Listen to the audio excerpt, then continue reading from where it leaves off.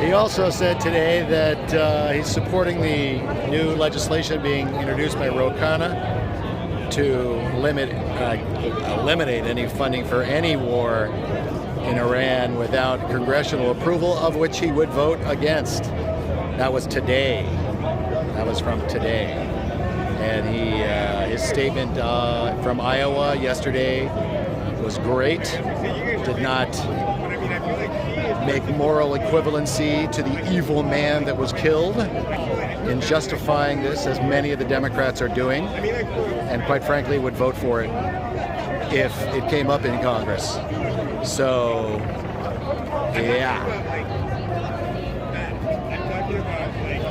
Sure, give it to Congress.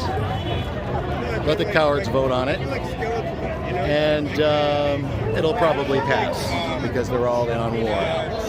They're all for war. Bernie Sanders is our only hope to make sure we do get out of the Middle East. Tulsi Gabbard in there somewhere, but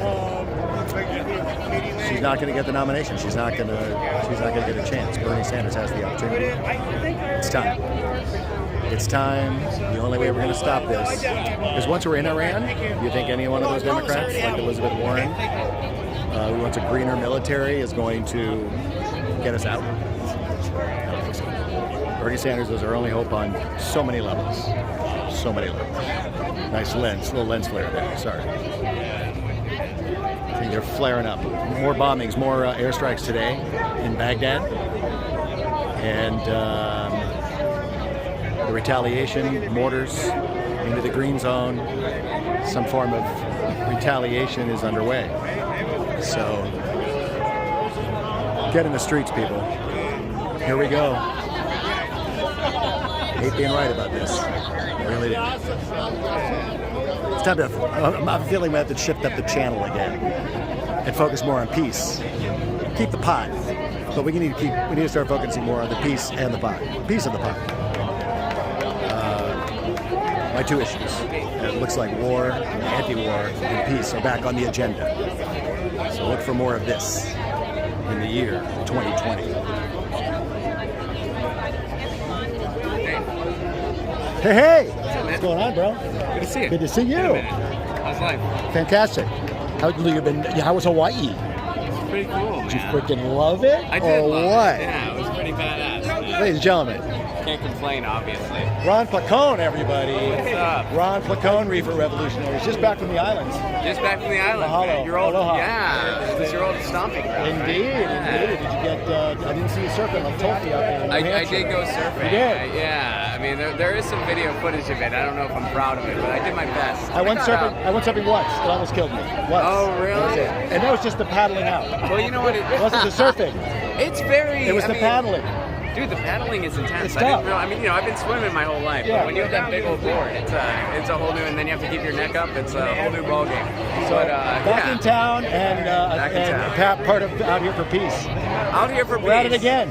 Yeah, you know, I mean, I thought I woke up and it was 2020, and I was like, well, at least Trump didn't try to start an illegal war. Right. And then Trump said, hold my kafifi, and went for it. Only Trump could screw up an October surprise by launching it in January. No kidding. Right? No kidding. But, so, yeah, we're here, we're out here. I see the whole contingent is here.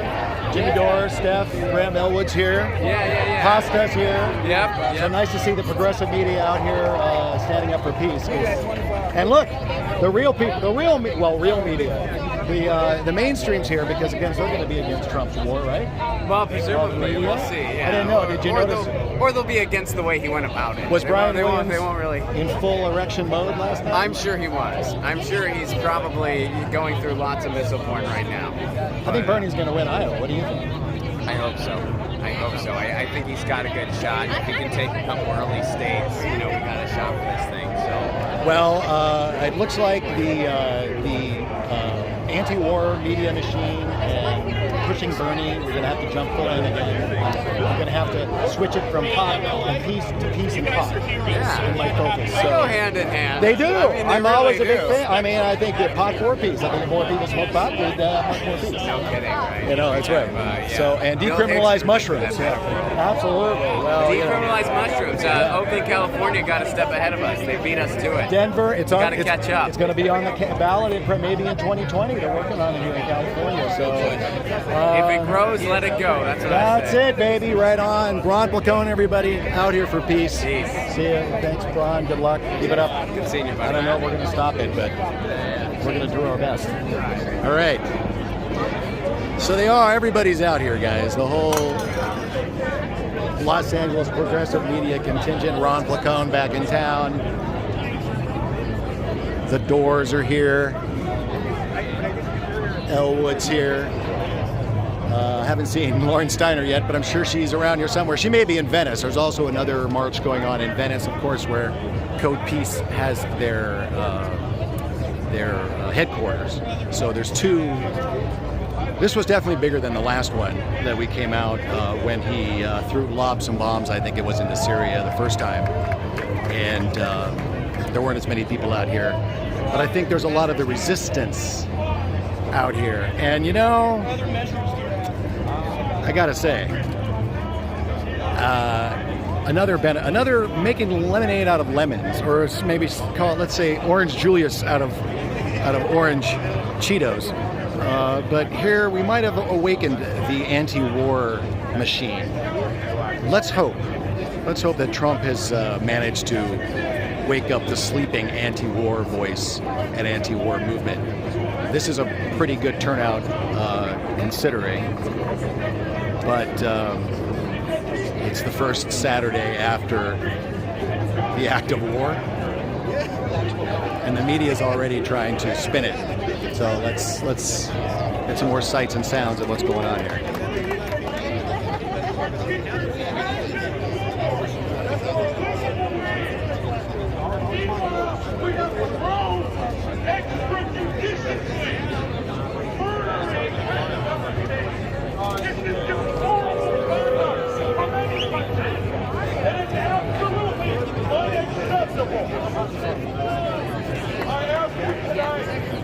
Participate in our democracy. Don't just vote. Turn 20 people out to vote. Register 20 people to vote. And finally, for God's sakes, run for office. And when you run for office, don't sell your soul to the establishment. Stand strong. You don't need money. You don't need endorsements. We have the power of the people behind us. We have the power of the people behind us. And just stand true to your convictions. Speak outwardly to people. Lead, and people will follow.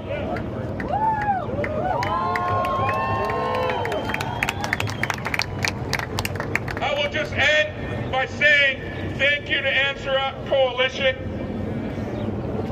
Thank you to the youth that put this together. I no longer have the energy to do this shit on my own. Thank you to the youth. I know you stand behind Bernie.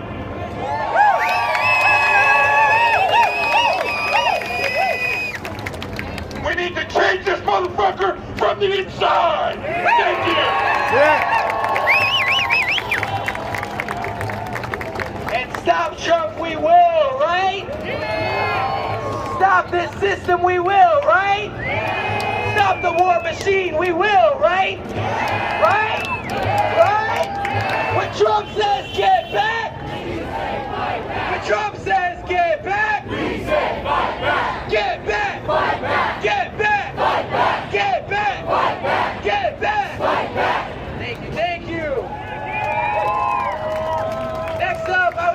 introduce Shani Abadi. Shani is an answer activist and a labor organizer working with Uber drivers to secure better living standards for all. Welcome, Shani. Hello, everybody. Thank you for coming out today. My name is Shani. I'm a member of calling for the complete withdrawal of U.S. troops from the Middle East. With the assassination of Qasem Soleimani, the Trump administration has made their aims clear. In direct violation of our Constitution and international law, the U.S. has taken a massive step towards the provocation of war with the country that gave me life and blood and family. The Pentagon states that the strike was aimed at deterring future Iranian attack plans. This is a lie. In what situation has Iran been the aggressor? Was it when Iran shot down U.S. drones in the Persian Gulf? U.S. drones that had no business in the Gulf other than to encroach on Iranian waters and provoke yet another retaliation?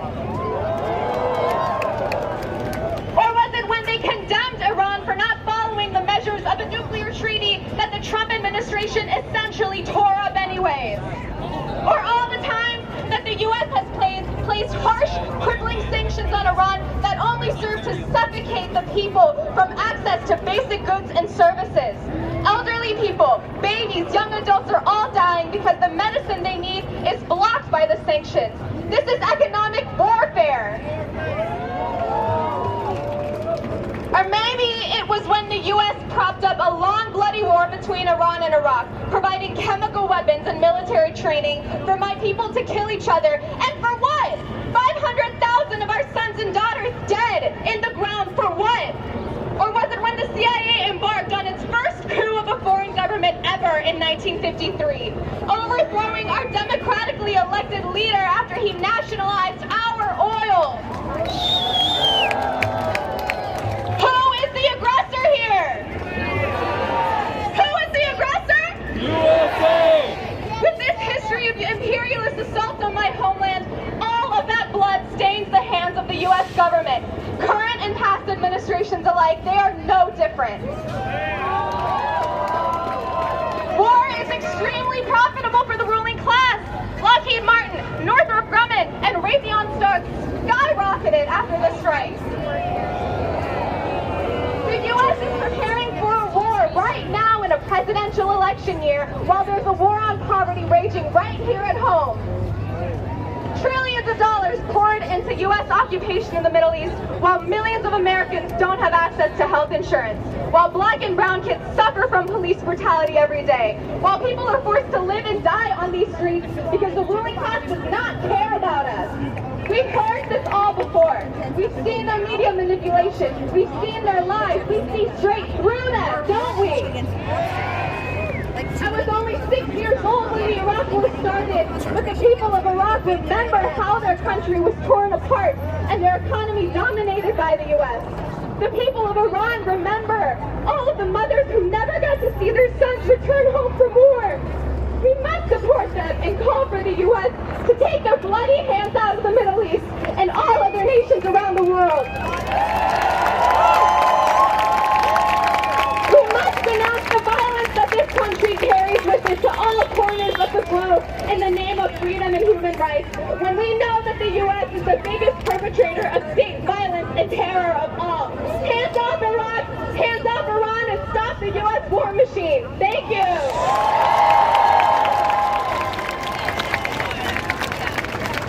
Thank you, Shani. Thank you, everybody who's here today. Remember, no justice, no peace.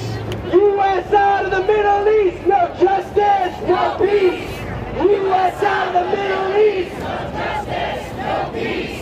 U.S. out of the Middle East, no justice, no peace. U.S. out of the Middle East. Thank you. Thank you, thank you. I have a very exciting announcement, a great announcement. You want to hear it? Are you ready to hear it? We're going to be marching after 2 more speakers. Y'all ready to march? Got your walking shoes on? Got your voices ready? All right then. It's with a great pleasure that I announce our next two speakers. We're going to have Pat Alviso from Military Families Speak Out. Hey everybody, it's really good to see you all out here. With me today is Rosanna Cambron. We're both with Military Families Speak Out. We're an organization that actually has those people you've been talking about. Thank you so much. We both have sons in the military that are active duty. And yeah, we support the troops, but we want them home now. And people all the time are trying to shut us down and keeping us from getting our message out. Military families want to speak out. We know most of us and veterans, even active duty, are against this war. Yeah, it's the fact. Check it out. What they do to shut us down is they tell us we don't support the troops because if we have a loved one in the military, how can we speak out against them?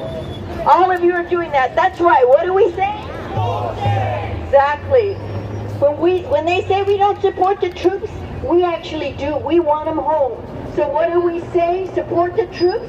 Bring them home. Help us out. Support the troops? Bring them home. That's right. We don't buy it.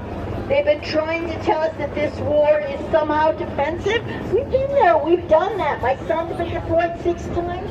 Our kids have paid, our loved ones have paid the ultimate price. It's following these proxy wars and whatever they are. We know it's turned into endless war. We don't see an end in sight. We only see more instigation and more trouble. Thank you for being out here and speaking out for us. Because with all of you on our side, we know we can bring them home, and we're going to be there with you too to the bitter end. Thank you all so much for being here, speaking out for our kids.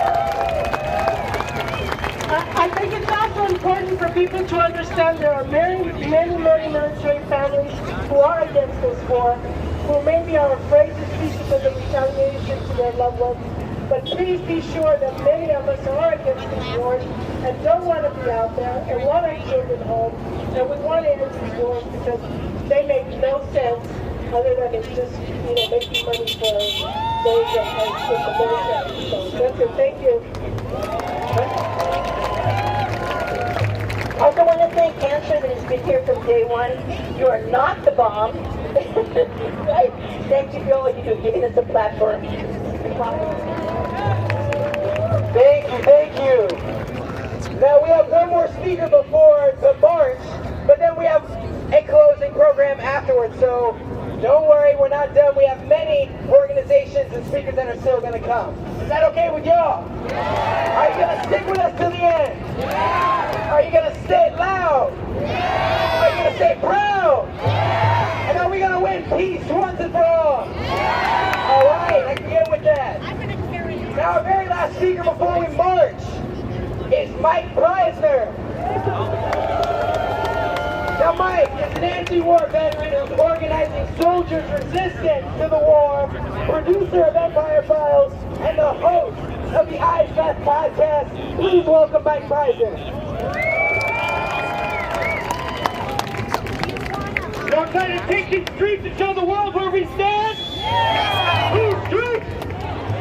Whose streets? It's the only one that's going to change anything. What Trump did was a war crime. He's going to start it. Everybody else is going to stay in it. Make some noise if you think this Senate should remove this president for that war crime. If this That'd be nice. was the people's government, that's what they'd be doing right now. They wouldn't be debating about the strategy of how he did it, or how good or how obtuse it was. They'd be saying this was a crime and needs to be brought to jail and taken out of office for that crime.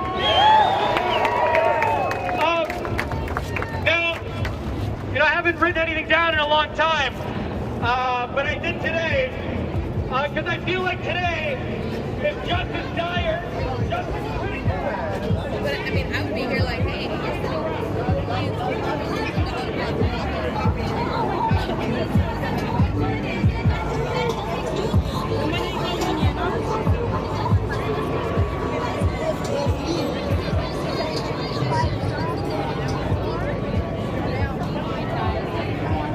After December 10th, Now, that's a lot more coming up like this.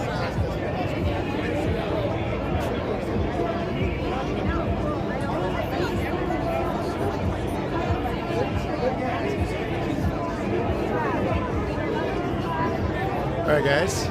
So, Reefer Revolutionaries turned back to real revolutionaries trying to stop war. Not that Reefer Revolutionaries aren't real revolutionaries, but because Cannabis and Reefer has been part of the anti-war movement for a long time, part of why it's on Schedule 1. So it's time that the Reefer Revolutionaries rejoined the anti-war movement, got active again. It's time. If we're going to free the plant and free the people, we have to elect Bernie Sanders, and if we're going to stop or end this war that's about to start in Iran, we're going to have to elect Bernie Sanders. Two of the best ones right here, Ron Placone and Graham Elwood. We're going to start marching, come back live, and we're marching, and the peace action has to start. We have to be back in the streets. Hate being wrong about this, but it's on the list. They have to go after Iran. How convenient.